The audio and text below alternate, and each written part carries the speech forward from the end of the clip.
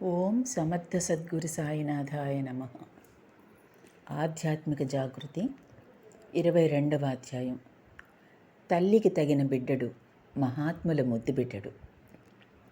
పూజ్య ఆచార్య శ్రీ భరద్వాజ మాస్టర్ గారు తల్లికి తగిన బిడ్డడు, మహాత్ముల ముద్దు బిడ్డడు ఎలా అయినారో వివరిస్తూ పూజ్య శ్రీ అలివేలు మంగమ్మ తల్లి ఏప్రిల్ 2012 సాయిబాబా పత్రికలో వ్రాసిన వ్యాసం. తల్లికి తగిన బిడ్డలు కండి, మీ భాండాగారాలను నింపుకోండి అని శ్రీ షిరిడి సాయిబాబా చెప్పారు. ఆయన ద్వారకామాయికి తగిన బిడ్డలు కండి అని చెప్పినప్పటికీ తనకు తగిన బిడ్డలు కండి అనే అర్థం. మసీదును ద్వారకామాయి అనేవారు బాబా. ఈ మసీదు తల్లి అని కూడా అంటుండేవారు ఆయన. అయితే ఆ మసీదు ద్వారకామాయి ఎలా అయింది? అందులో బాబా నివసించడం వల్లనే అయ్యింది. అంటే ద్వారకామాయియే తామని పరోక్షంగా చెప్పినట్లే అయ్యింది. అంతేగాని నాకెవ్వరి మీద కోపం రాదు. తల్లికి ఎప్పుడైనా బిడ్డపై నిజంగా కోపం వస్తుందా అని కూడా అన్నారు బాబా. అయితే తల్లికి తగిన బిడ్డలుగా అవడం అంటే ఏమిటి? సర్వసంగ పరిత్యాగమా? కఫ్నీ ధరించి భిక్షతో జీవించడమా?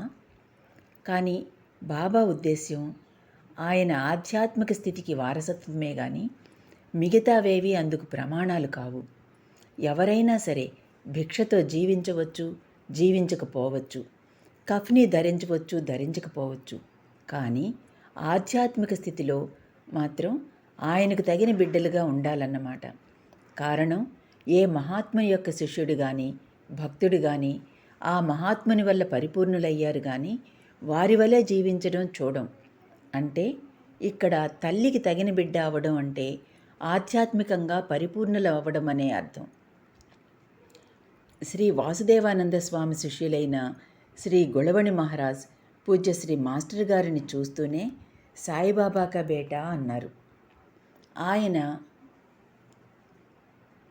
అలా ఎందుకన్నారు? పూజ్య శ్రీ మాస్టర్ గారు శ్రీ సాయిబాబా యొక్క బిడ్డడు ఎలా అయ్యారు? తల్లికి తగిన బిడ్డడు అంటే తల్లి గుణాలను పుణికి పుచ్చుకున్నవాడు అని అర్థం. అయితే తల్లి యొక్క గుణాలేమిటి? తన బిడ్డల పట్ల ప్రేమ, ఓర్పు, వారి శ్రేయస్సునే ఎప్పుడూ కోరుకునే మనస్తత్వం, వారి కోసం అపార త్యాగం, తన పట్ల వారి ప్రవర్తన ఎట్లా ఉన్నా క్షమించే గుణం మొదలగునవి. ఈ సృష్టిలో తల్లిది ఒక ప్రత్యేకమైన స్థానం, ఉన్నత స్థానం, ప్రథమ స్థానం. అందున ద్వారకామాయి లేక సాయి మామూలు తల్లి కాదు. ఐహిక ఆధ్యాత్మికతలను ప్రసాదించే జగజ్జనని. అట్టి తల్లికి తగిన బిడ్డలు అవడం అంటే మాటలా? పూజ్యశ్రీ మాస్టర్ గారిలో ఉన్న ప్రత్యేకత ఏమిటి? పూజ్యశ్రీ మాస్టర్ గారికి అట్టి తల్లికి గల గుణాలన్నీ సంపూర్ణంగా ఉన్నాయి. దయ, క్షమ, దానము, సమాజ సేవ, గురుసేవ మొదలగునవన్నీ ఉన్నాయి. ఇవిగాక ఆయనలోని ప్రత్యేక లక్షణం ధర్మాచరణ.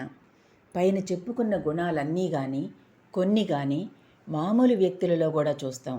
కానీ ధర్మాచరణ గలవారు మాత్రం చాలా కొద్దిమందే ఉంటారు. ఉదాహరణకు, ఒకనికి దానగుణం ఎంతగానో ఉండవచ్చు, కానీ అతనికి అసూయ కానీ లేక మరేదో బలహీనత కానీ ఉండవచ్చు. అలాగే ఒక సుగుణం ఉంటే దానిని దెబ్బతీసే మరొక బలహీనత ఉంటుంది. ఒకనికి ఇంట్లో వాళ్ళ వరకే త్యాగం ఉంటుంది, అతనికి బయట వాళ్ళ పట్ల స్వార్థం ఉండవచ్చు. ఒకరు ఇంట్లో వాళ్ళను మాత్రమే పట్టించుకుంటే మరొకరు బయట వాళ్ళను మాత్రమే పట్టించుకుంటారు. ఇలా వ్యక్తికి సుగుణాలు, దుర్గుణాలు మేళవించి ఉండడం చూస్తాం. అలాగాక ధర్మాచరణ ఎప్పుడైతే ఉందో అప్పుడు మాత్రమే సరి అయిన గుణాలు సరి అయిన విధంగా సరి అయిన స్థాయిలో పనిచేస్తాయి. ఇలాగే ఆధ్యాత్మికతలో ఒక స్థాయికి ఎదిగిన వారిలో కూడా ఇవన్నీ ఇలాగే ఉంటాయి. ఎంతోమంది ఆధ్యాత్మికోపన్యాసం ఇస్తారు. భగవంతుని పట్ల తమ భక్తిని ఎన్నో రకాలుగా వ్యక్తం చేస్తుంటారు. ఆధ్యాత్మికంగా ఒక స్థాయికి ఎదిగి ఉంటారు కూడా. కొందరు తాము గొప్ప భక్తులమని, సాధకులమని, గురువులమని తలుస్తుంటారు కూడా. కొంతమంది బహిరంగంగానే చెప్పుకుంటుంటారు. కానీ తమ పట్ల ఎవరైనా తేడాగా ప్రవర్తించినా, మాట్లాడినా సహించలేరు. పైగా వాళ్లను ఎంతో క్షమించినట్లు, వాళ్ళు అన్న మాటలు పట్టించుకోనట్లు నటిస్తారు. కానీ వాళ్ళను ఏదో విధంగా ఇతరులు అది తప్పని గుర్తుపట్టలేని విధంగా దెబ్బకొట్టాలని, అణిచివేయాలని చూస్తుంటారు. ఇంకా ఎంత పెద్ద స్థాయిలో వాళ్ళుంటే అణిచివేత అంత పెద్ద స్థాయిలో ఉంటుంది. తమను వ్యతిరేకించిన వారిని ఏం చేయడానికైనా వెనుకాడరు. మనలో అందరం కూడా పూజ్యశ్రీ మాస్టర్ గారి పట్ల ఎంతో భక్తి, ప్రేమ, అభిమానం చూపిస్తాం. నిజంగా ఉంటాయి కూడా. ఆయన మన పట్ల కురిపించిన ప్రేమకు పులకించిపోతాం. ఆయన మనకు చేసిన మేలుకు భక్తితో ఉప్పొంగిపోతాం. ఆయన మన పొరపాట్లను పట్టించుకోనందుకు ఆయన ఓర్పుకు, మంచితనానికి మనకు కళ్ళ వెంబడి నీళ్లు కూడా వస్తాయి. ఇతరులతో ఆనందంగా పూజ్యశ్రీ మాస్టర్ గారి గురించి చెప్పుకుంటాం. చేతనైతే రచనల ద్వారా కూడా ఆ ప్రేమను, అభిమానాన్ని ఎంతో గొప్పగా వ్యక్తం చేసుకుంటాం. అయినా మనకు ఇతరుల పట్ల కోపము, ఈర్ష్యాద్వేషాలు లేకుండా ఉన్నాయా? ఎవరైనా మనలను తక్కువగా చూస్తే వాడి అభిప్రాయం వాడిది అని నిర్లిప్తంగా ఉండగలుగుతున్నామా? మన పట్ల ఇతరులు వ్యతిరేకంగా ప్రవర్తిస్తే సహించగలుగుతున్నామా? ఇవన్నీ ఎందుకు వస్తున్నాయని ఆలోచిస్తున్నామా? అసలు ఇలాంటి భావాలు మనలో ఉన్నాయని గుర్తించగలుగుతున్నామా? ఇతరులు మన పట్ల అలా ఎందుకు ప్రవర్తించాలి అని మనకెందుకు అనిపిస్తున్నది? వీటికి పరిష్కారం పూజ్యశ్రీ మాస్టర్ గారు ఏం చెప్పారు? వీటిని తొలగించుకోవడం ఎలా అనుకుంటున్నామా? తొలగించుకోవడానికి ప్రయత్నం చేస్తున్నామా? ఎవరైనా ఏమైనా అనుకున్నా అవేవి మనకు తగులుకోవు కదా అని, వాడు చేసిన దానికి ఫలితం వాడే అనుభవిస్తాడు కదా అని అనుకుంటున్నామా? అవతలి వాడు ఎత్తి చూపిన దుర్గుణాలు మనలో ఉన్నాయేమోనని వెదికి చూసుకుంటున్నామా? ఎంతటి ఆధ్యాత్మికవేత్తలైనా, ఋషులైనా పడిపోయేది ఇటువంటి విషయాలను ఆలోచించలేకపోవడం వల్లనేనని, వాటిని పోగొట్టుకోనిదే ఆధ్యాత్మికతలో సరి అయిన మార్గంలో ఒక్క అడుగు కూడా ముందుకు వేసినట్లు కాదని పూజ్యశ్రీ మాస్టర్ గారు పదే పదే చెప్తూనే ఉన్నారు కదా. కనుక మనం పూజ్యశ్రీ మాస్టర్ గారికి ఎంత సన్నిహితులమైనా, ఎంతకాలం ఆయన చెంత ఉన్నా, ఎంతగా ఆయన ప్రేమకు పాత్రులమైనా, ఎంతగా ఆయన వల్ల సహాయం పొందినా, ఈ బలహీనతలను జాగ్రత్తగా గమనించుకోకపోతే, తొలగించుకోకపోతే ఆయన యొక్క సంపూర్ణ అనుగ్రహాన్ని పొందలేం. కారణం, ఎన్నో కోట్ల మంది మహాత్ముల దగ్గరకు వెళ్ళి అనేక విధాలుగా వారి అనుగ్రహాన్ని పొంది, అనేక విధాలైన శ్రేయస్సును పొందినా వారి సంపూర్ణ అనుగ్రహాన్ని పొందే శిష్యుడు ఏ ఒక్కడో ఉంటాడు. అలాగే బాబా దగ్గరకు వచ్చిన అసంఖ్యాకమైన వారిలో ఆయన సంపూర్ణంగా అనుగ్రహించిన వారు ఏ కొద్దిమందో. ఆయన సంపూర్ణంగా అనుగ్రహించకపోయినా పర్వాలేదు, ఈ మాత్రం అనుగ్రహం మాపై చూపితే చాలు, ఆయన సంపూర్ణంగా అనుగ్రహించే స్థాయికి మనం ఎదగలేదు కదా, మన వంటి వాళ్ళం ఎదగలేము కదా అని కొందరు తలచవచ్చు. కానీ అంత స్థాయికి ఎదిగే ప్రయత్నం చేయకపోతే, అంటే మనలోని బలహీనతలను తొలగించుకోకపోతే మనం దిగజారే పరిస్థితి పొంది ఉంటుంది. ఇంతటి అదృష్టాన్ని కూడా చేజార్చుకున్న వాళ్ళమవుతాం.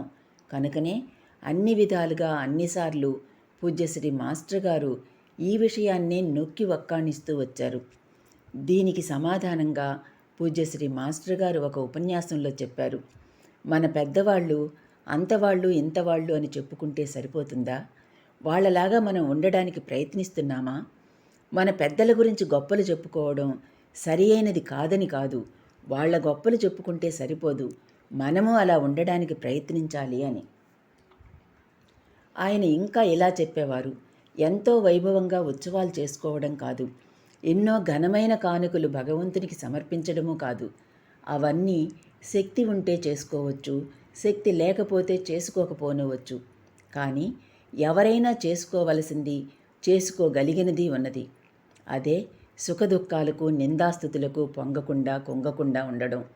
ధనకాంక్ష, కీర్తికాంక్ష, స్త్రీకాంక్షలకు బానిసలైపోకుండా ఉండడం.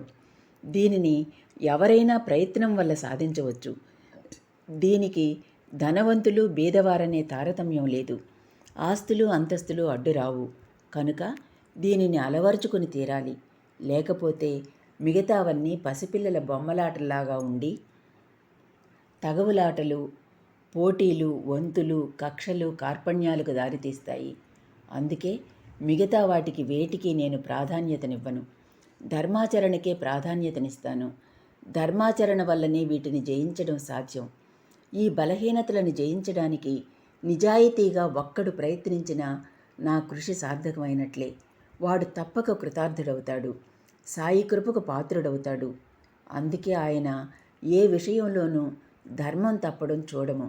అందుకే ఆయన ధర్మం తప్పనప్పుడు ఏ ఆశ్రమమైనా ఒక్కటే కదా అని నిష్కర్షగా చెప్పగలిగారు.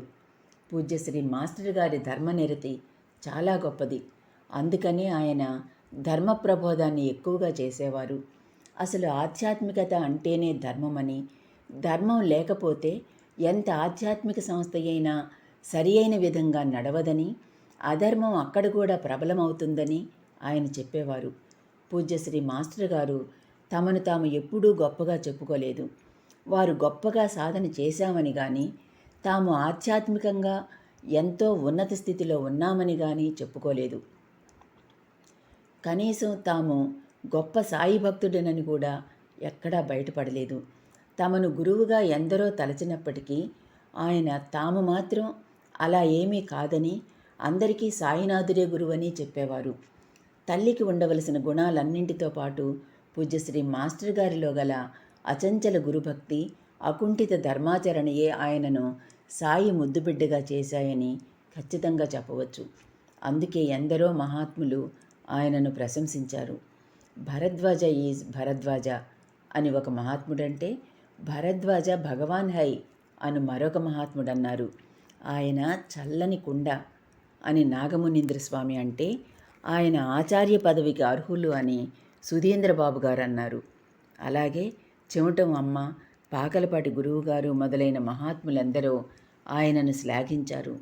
అందుకే ఆయన సాయిబాబా కా బేటా, మహాత్ముల ముద్దు బిడ్డడు, తల్లికి తగిన బిడ్డడు. పూజ్యశ్రీ మాస్టర్ గారు ఏమేం చేశారో, ఏమేమి చెప్పారో, ఎంత ధర్మబద్ధంగా జీవించారో ఆయన గురించి తెలిసిన మనందరికీ తెలుసు. ఆయన కోరుకున్న విధంగా మన జీవితాలను మలుచుకోవడమే మన కర్తవ్యం. కనుక మనలో ఆయన తొలగించుకోమన్న గుణాలు ఉన్నాయో లేదో నిష్కర్షగా గమనించుకోవాలి, ఆచరించడానికి ప్రయత్నించాలి. నిష్కర్షగా గమనించుకోకుండానే మనలో అటువంటి తొలగించుకోవలసిన గుణాలేవి లేవని అనుకుంటే ఇతరులకేమీ నష్టం లేదు. చెప్పేవాళ్ళు లేక చెడిపోయారు అన్న సామెత లోకంలో ఉంది. కానీ మనం చెప్పేవాళ్ళు ఉన్నా చెడిపోయిన వాళ్ళమవుతాం. ఇంతటి అదృష్టాన్ని చేజేతులా జారవిడుచుకున్న వాళ్ళమవుతాం. ఎన్నో జన్మలు నష్టపోతాం. కనుక పూజ్యశ్రీ మాస్టర్ గారి కృతజ్ఞతా మహోత్సవ సందర్భంగా మనం ఈ ప్రయత్నం నిష్కర్షగా చేసుకుందాం. 22వ అధ్యాయం సమాప్తం. ఓం సాయిరాం.